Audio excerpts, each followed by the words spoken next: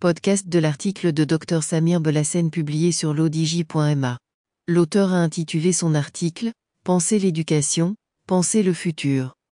Il commence son article ainsi. Il faut 50 ans pour faire un homme, Platon.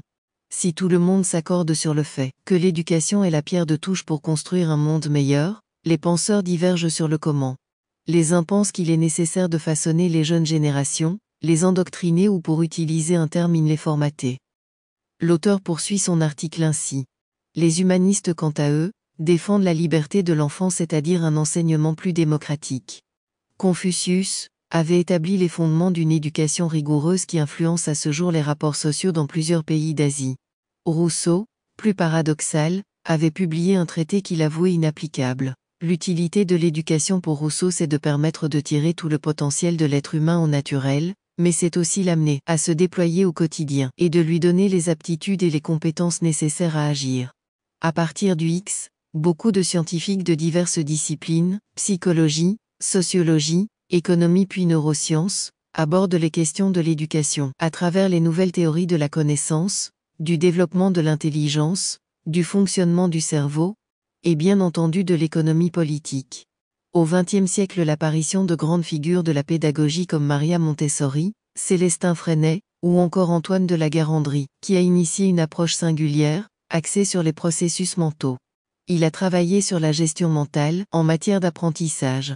Il propose une éthique du connaître. En étudiant les motifs de la réussite et de l'échec des étudiants, il affirme la nécessité d'enseigner aux élèves les processus cognitifs, pour toute acquisition du savoir. L'élève est l'acteur de son apprentissage. L'auteur ajoute ainsi. Aujourd'hui, au Maroc comme ailleurs, les parents et les élèves sont inquiets, les pédagogues posent beaucoup de questions, les politiciens n'offrent pas de réponses suffisantes, y aurait-il quand même quelques certitudes ou plutôt des idées largement partagées? Le digital, les solutions digitales dédiées à l'éducation se multiplient et se démocratisent. Le digital a déjà envahi le monde de l'éducation et de la formation. Il lui apportera d'autres services dans les semaines et les mois à venir. Dans les pays pauvres comme chez les riches, le monde de l'éducation découvre avec Covid la nécessité de la transformation digitale.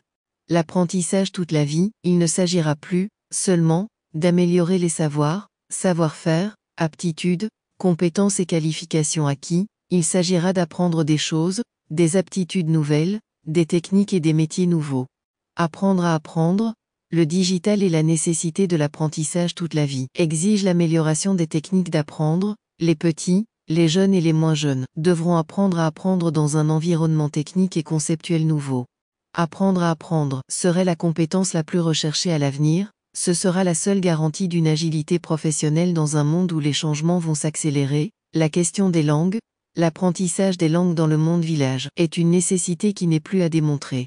Pour nous au Maroc, il faut être clair, plus on tarde à faire de l'anglais la principale langue étrangère, plus on ratera des opportunités. Tout le monde le sait et le reconnaît pour ses propres enfants, mais le discours politiquement correct est plus nuancé et les décisions en la matière sont d'une timidité qui frôle la peur. L'auteur conclut son article ainsi. Pour conclure, je crois que penser l'éducation c'est penser le futur, et agir pour l'éducation c'est préparer le futur.